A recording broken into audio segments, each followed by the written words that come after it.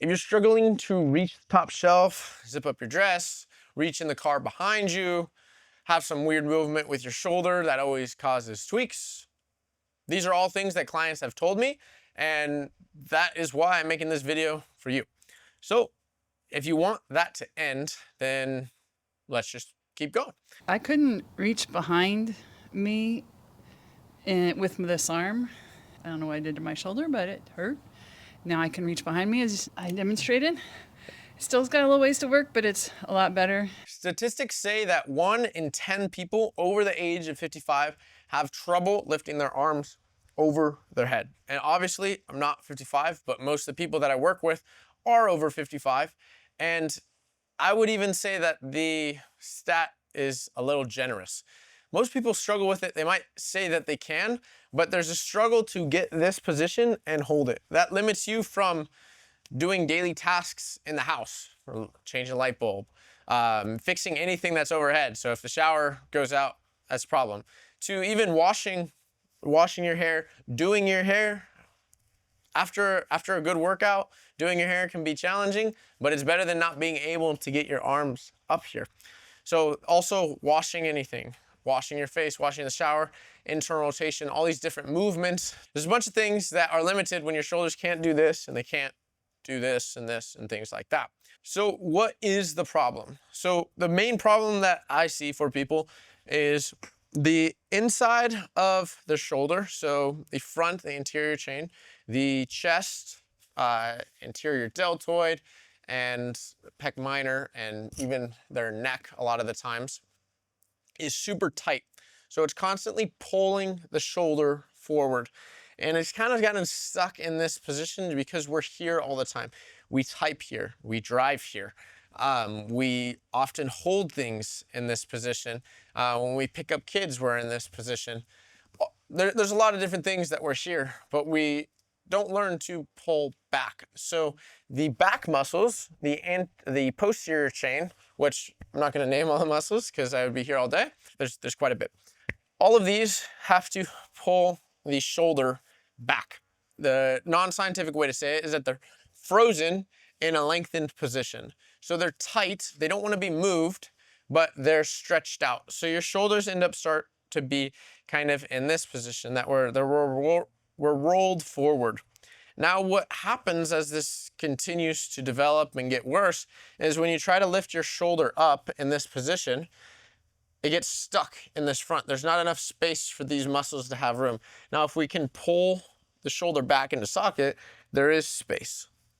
But because these ones have frozen up, they end up not having the strength or the mental capacity to contract and pull the shoulder back into position.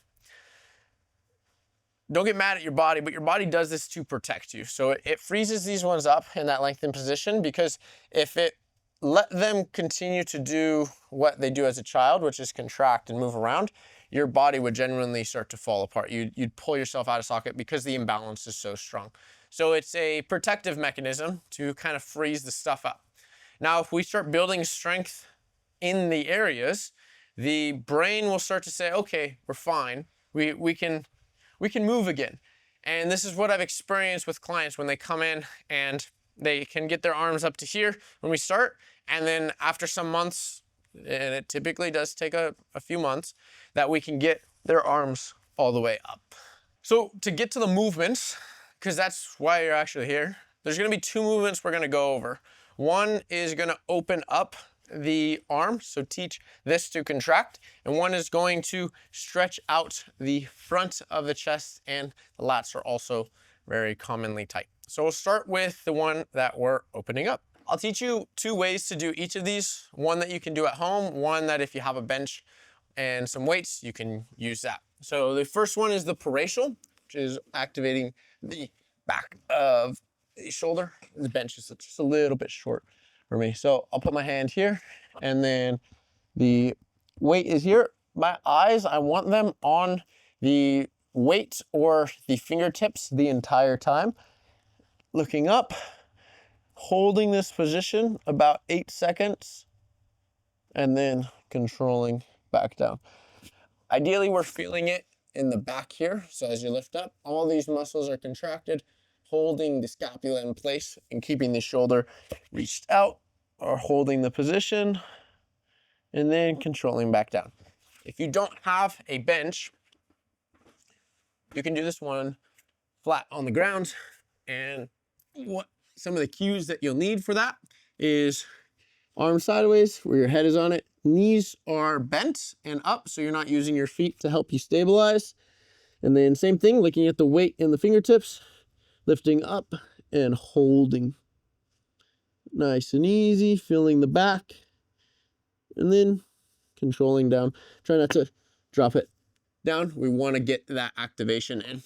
As this gets more and more advanced, you can move the arm up, and this will obviously become more challenging as it's more overhead.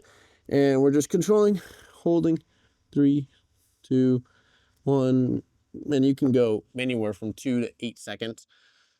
If you're starting, I'd encourage you to go no weight and a little bit lower and hold 8 seconds. As it gets easier, you can move to 8 seconds all the way up. And then as soon as you can do 8 seconds here, then we can start adding weight and doing some lower reps down here. I'm working with people that pattern might be a little bit different, but that's the benefit of working with someone one-on-one, is I can move them around and give them faster results. So this one is the pullovers.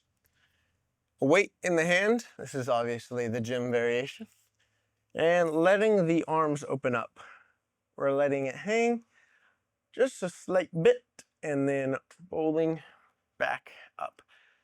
2 additions that I like for this movement is pushing up and then pulling the shoulders back down into the bench, holding them back while you go down. This will, 1, create more space in here for the shoulder and in here for the shoulder to open up, and 2, it teaches the shoulders to actually contract down and move. What we want to make sure you're not doing is just dropping it and feeling the large stretch. And then as you're at the bottom, we're keeping the back muscles in here completely contracted, guiding the scapula instead of just letting it fall to where we get up to the top. The at-home version, that is also very beneficial here. Find a wall, have your hands on the wall, then you're going to shift your hips back and then push your back and head through the hole that you make with your hands. So hands are together, and then push your upper back and head through, feeling the stretch, and then pulling back down on the wall. So you can use like a half wall too, which is really beneficial. So it's hard on here, but I'm down on the pull, and then I'm pulling myself back up. So you're getting that activation of pulling through this position. That will activate all the lats and in through the chest a little bit too. You'll feel that there's quite a bit of stretch, but these are 2 movements that are going to help you get this, which is a stretch. The reason that dead hanging is not one of the ones that I use a lot of the time is because we need you to learn to contract through the range and guide the scapula from the bottom to the top. So dead hang is a movement that I use eventually, and it is very beneficial for people to get control with the grip, but also with their scapula. But ideally, we're moving the scapula while we're here, things like that, which takes a little bit of time to learn. So those 2 are the best for you to start with. Getting the arms over the head, the arms behind the back, all of these things.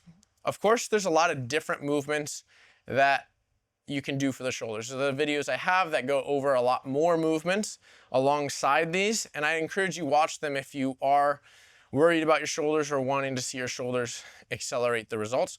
But these are the best 2 to start with. So start here, do these for a week, do these for 2 weeks, maybe 3 weeks, and see the results compound upon itself. Remember that losing range in the shoulders is a very slow process, and often we don't know it's gone until we realize that it's really gone or we can't do a certain activity.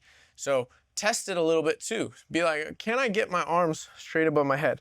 If you don't find yourself being able to do that, even if you can, but it takes a lot of work. And that's something that you want to start working on now. So when you get past 55, you're not the 1 out of 10 if you want to apply to the stats, or I'd probably say it's about 3 out of 10 that really have struggle getting their arms over their head. So I hope that you're not a part of that statistic, or if you are, you're lowering the number, 1 out of 20, 1 out of 50, and you're in that 50 or 49. Keep working the shoulders. If you have any questions, leave them in the comments. And if you want more guidance on the shoulders that outlines it a little bit more, go to the link in the caption, which will guide you to my group community that embraces everyone together of where we're at, and we'll get you strong and mobile, which is the name as well, because that's what we all want. Enjoy.